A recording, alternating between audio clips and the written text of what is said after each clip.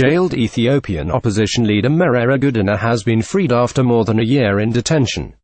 The leader of the Oromo Federalist Congress was released on Wednesday morning and allowed to go home, where he was welcomed by thousands of people. Huge crowds welcomed Mr. Merera home. He has been in prison since December 2016 and was facing charges, including association with terrorist groups. The Ethiopian government announced on Monday that it would drop charges against more than 500 suspects. Human rights groups have long accused Ethiopia of refusing to allow opposition groups to operate freely. The government has denied holding any political prisoners but says the releases will foster national debate and widen the political sphere.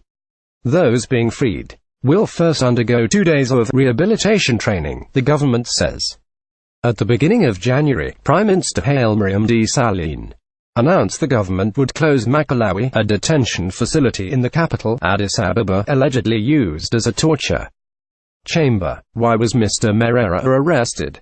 Mr. Merera was arrested in November 2016 at the airport in the capital, Addis Ababa, after he flew in from Brussels. He had violated Ethiopia's state of emergency by having contact with terrorists and anti-peace groups. State-linked media reported at the time that in month, Mr. Merera had criticized the state of emergency in an address to the European Parliament. The government imposed it in October 2016 to end an unprecedented wave of protests against its 25-year rule. More than 11,000 people were arrested, mostly in the Oromia and Amhara regions, which were at the forefront of anti-government protests. Many in the two regions complain of political and economic marginalization. Who else will be freed? It is still not clear which other politicians will be released. Ethiopia says it will not free anyone convicted of using force to overthrow the government, destroying infrastructure, murder or causing physical disability. However, it says it will pardon some of those convicted under the anti-terrorism law. Critics and human rights groups have accused the government in the past of labeling its opponents and some journalists as terrorists. Rights group Amnesty International says the release of Mr. Merera and other prisoners should not be the last.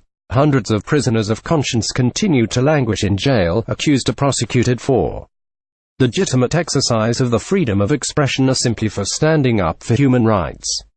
Amnesty's Netsanet Bile said. 5. More high-profile Ethiopian prisoners Bekel Gerber, deputy chairman of the OFC, arrested together with Dejen Feta Geleta, secretary general of OFC, and 20 others in connection with the 2015 Oromo protests that resulted in the death of hundreds of protesters. And Argachusaj leader Evgenbot 7, designated a terrorist group by Ethiopia, arrested in 2014 while on transit in Yemen and taken to Ethiopia, where he faces the death penalty after being convicted in absentia. A British national human rights groups have been pushing for his release. Anjualem Araji, vice president of the Unity for Democracy and Justice Party, imprisoned since 2011, and now serving a life sentence on terrorism charges.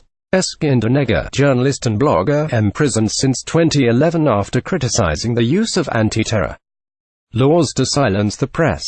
He was subsequently sentenced to 18 years in jail. Wubshete, journalist and editor, imprisoned since 2011 and sentenced the next year to 14 years in prison for terror-related offenses. BBC